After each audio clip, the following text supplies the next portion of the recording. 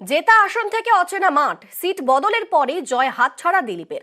হারের ময়নাতদন্ত চেয়ে এবার আরো চড়া সুর পদ্ম নেতার। রাজনীতি মানেই চক্রান্ত, কাঠিবাজি, নাম না করেই বঙ্গ বিজেপি নেতৃত্বকে খোঁচা। ভোটের আগে আন্দামান সফর নিয়েও কালাপানি আক্ষেপ। আন্দামান আগেই ঘুরে এসছে দিলীপ ঘোষ, এই জন্য কালাপানিটা আমি জানি, আর কেউ জানে না। আর রাজনীতিতে এটা অসম্ভব কিছু না। রাজনীতিতে চক্রান্ত, কাঠিবাজি, এটা রাজনীতির অঙ্গ। আমি সেভাবেই নিয়েছি। আমি পুরো পরিশ্রম করেছি, কিন্তু সফলতা আসেনি। রাজনীতিতে যা হয়, সবাই কাঠি নিয়ে ঘুরতে থাকে। দিলীপের জমানায় বাংলায় বিজেপির 18 আসন এবং শুভেন্দু সুকান্তর জমানায় 12 আসন নিয়েও আক্ষেপের সুর নেতার গলায়।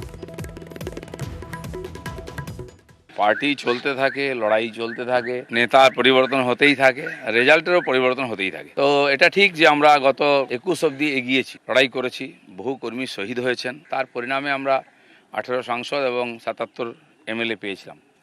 কিন্তু যে কোনো কারণে হোক, ওইখানে আমাদের গ্রোথটা আটকে গেছে। এবারে নির্বাচনেও ভোটের পার্সেন্টেজ একই আছে, যা 38 ছেড়ে দিয়েছিলাম আমরা 21 সালে। সিট যা ছিল 77, আর বর্তমান সাংসদ গুণ করলে 7 দিয়ে প্রায় সেটাই দাঁড়ায়। তো আমরা এগোতে পারিনি এই গত 3-4 বছর। সেটা আজকে ভাবা দরকার আছে, কেন দাঁড়িয়ে গেছি এক জায়গায়। যে গতিতে আমরা এগোচ্ছিলাম, সারা দেশেতে আলোচনার বিষয় ছিল, কর্মীদের মধ্যে উৎসাহ ছিল। এবারে আশাও করেছিলাম সবাই, কিন্তু আমার মনে হয় কোথাও না কোথাও ফাঁক থেকেছে, লড়াই সেভাবে হয়নি, সব কর্মীরা নামেনি।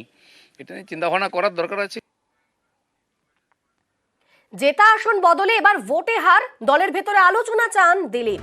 আসন বদলের কারণেই হার হতে পারে মানলেন সুকান্ত।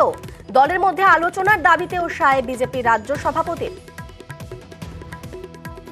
দিলীপ দা আমাদের সিনিয়র লিডার, ওনার কেন্দ্র সত্যি চেঞ্জ করা হয়েছিল, তার ফলে হয়তো 50,000-এর মতো ভোটে মনে হয় উনি হেরে গেছে। আমি এক্সপেক্ট করিনি, আমি ভেবেছিলাম উনি যে ধরনের নেতা, যে কোনো সিট থেকে উনি জিতে আসবেন, এটা আমার ধারণা ছিল। এবং আমরা ওনাকে দেখেই রাজনীতিতে লড়াই করা শিখেছি, এই বিষয়ে কোনো অস্বীকার করার জায়গা নেই, এবং ওনাকে আমি যথেষ্ট সম্মান করি।